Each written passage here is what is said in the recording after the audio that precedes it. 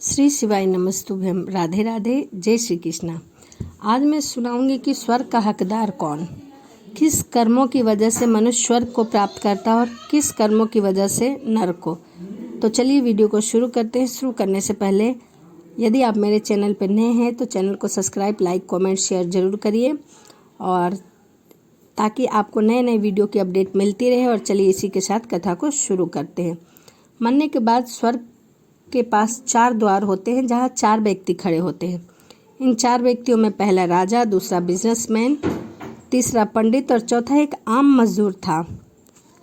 किसी को भी इस बात का पता नहीं था कि स्वर्ग के अंदर कौन प्रवेश कर पाएगा और कौन नहीं, वहीं से वापस लौटा दिया जाएगा। सब स्वर्ग का दरवाज़ा खुलने की राह देख रहे थे और आपस में बातें किए जा रहे थे। जैसे ही राजा को मरने से पहले से ही आदत थी, उसने अपनी बात सबसे पहले बताई। राजा ने कहा, मैं बहुत प्रख्यात राजा हूँ, मैंने धरती पर अपना बहुत नाम कमाया है, इसीलिए पूरी संभावना है कि मैं स्वर्ग में ही जाऊँगा।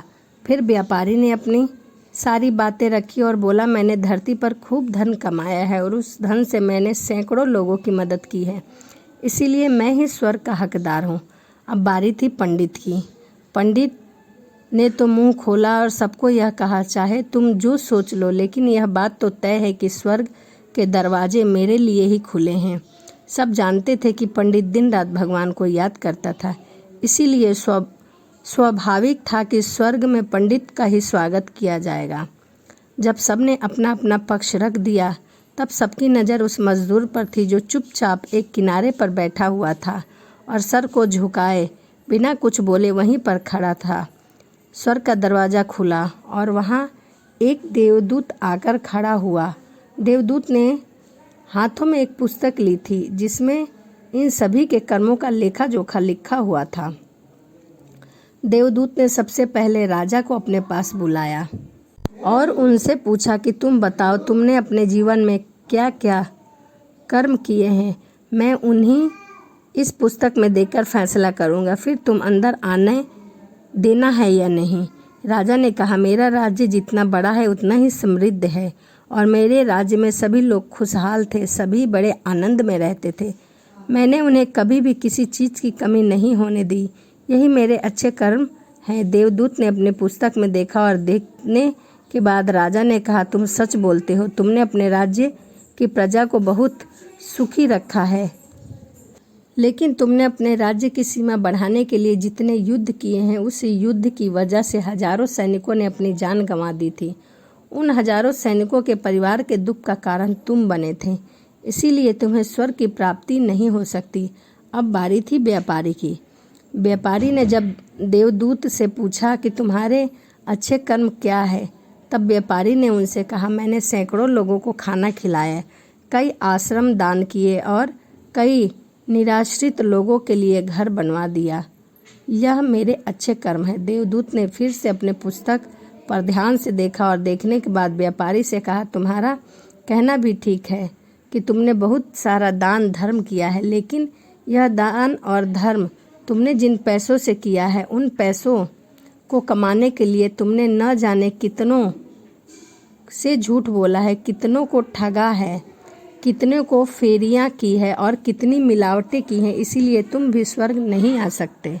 जब पंडित जी से यही सवाल कहा गया तो पंडित जी ने बड़े ही आत्मविश्वास के साथ कहा, मैंने अनगिनत लोगों को ज्ञान दिया है, हजारों यज्ञ और पूजाएं की है, दिन रात भगवान का जाप किया है, इससे अच्छे कर्म और क्या हो सकते हैं। देवदूत ने अपने पुस्तक के अंदर झांका और देखा और कहा, पंडित ने कहा, आपने जितने भी लोगों को जो ज्ञान दिया है, उन बातों पर खुद कभी अमल नहीं किया। आपने यज्ञ, पूजा या भगवान के नाम का स्मरण नहीं किया, निस्वार्थ भाव से कभी भी उनके नामों का स्मरण नहीं किया, इसीलिए आपका भी स्वर्ग में आना प्रतिबंधित है। अब बारी आई मजदूर की। मजदूर यह सब देखकर हैरान था। वह अब तक जिन्हें महान समझता आ रहा था, उनकी व्याख्या स्वर्ग के दरवाजे पर आकर बदल गई थी। धरती पर जिन कर्मों को अच्छा समझा जाता था, उनका यहाँ पर कोई मूल्य नहीं था। यमदूत ने जब इस मजदूर को अपने पास बुलाया और कहा, इसमें पहले कि यह उनसे अनेक अच्छे कर्मों के बारे में पूछता। मजदूर बोल पड़ा, प्रभु, मैं जानता हूँ कि मैंने कभी भी स्वर्ग में आने के लायक नहीं हूँ, लेकिन मैं फिर भी एक बार बाहर से ही स्वर्ग को झांक कर देखना चाहता हूँ। बस इससे ज़्यादा मेरी कोई इच्छा नहीं है, क्योंकि ऐसी इच्छा पालने के लिए मैंने जीवन में कोई भी पुण्य का कार्य नहीं किया है। मैंने पूरा दिन मेहनत करता और जो भी पैसा कमाता उन्हें अपने परिवार के पालन और पोषण में खर्च कर देता था। इसीलिए दान धर्म के लिए कुछ भी नहीं बचता था।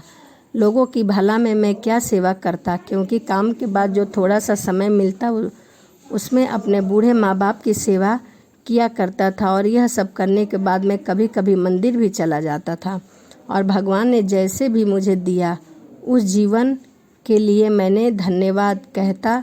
देवदूत ने अपनी पुस्तक को बड़े ध्यान से देखा और थोड़ी ही देर में देखते ही रह गया। फिर उसने मजदूर से पूछा कि तुम याद करके बताओ कि तुमने कभी कोई अच्छा कार्य किया है या नहीं। मजदूर ने थोड़ी देर सोचने के बाद बोला, हाँ, मुझे थोड़ा थोड़ा याद है। एक बार मैं बहुत भूखा था और मैं खाना ही खाने बैठा था कि एक बहुत ही कमज़ोर कुत्ता जो ठीक से चल भी नहीं पा रहा था, वह मेरे दरवाजे पर आया और मैंने अपना भोजन उसे खाने के लिए दे दिया। खाने को देखने लगा, तब मैंने अपनी रोटी उसे खिला दी थी। उस दिन मैं खुद भूखा सोया था। मजदूर की बात सुनने के बाद देवदूत मुस्कुराया और मजदूर को बड़े सम्मान के साथ स्वर्ग के अंदर लेकर गया। इसीलिए कहते हैं, अच्छे कर्म लोभ मोह माया इन सब भाव में आकर नहीं किए जाते और न ही उन्हें अच्छे कर्म की श्रेणी में गिना जाता है। निस्वार्थ भाव से किया गया सेवा और अच्छे कर्म ही आपके जीवन के सारे पाप को धोने की शक्ति रखता है। इसीलिए जब भी आपको मौका मिले, निस्वार्थ भाव से अच्छे मन से अच्छे कर्म किया करें। ये 3 एहसास लोगों पर अवश्य करें। फ़ायदा नहीं पहुंचा सकते तो किसी का नुकसान भी ना करें। खुशी नहीं दे सकते तो किसी को दुख भी नहीं दें। अगर तारीफ़ नहीं कर सकते तो किसी की बुराई भी मत करें। इसी प्रकार मनुष्य जिस प्रकार अपने कर्म को करता है, उसी प्रकार उसे स्वर्ग की प्राप्ति होती है। तो इस कहानी के माध्यम से मैंने आपको बताने की कोशिश की है कि स्वर्ग का हकदार कौन। तो चलिए वीडियो को यहीं समाप्त करते हैं और मिलते हैं अगली वीडियो में। राधे राधे। जय श्रीमन नारायण। हरे कृष्णा।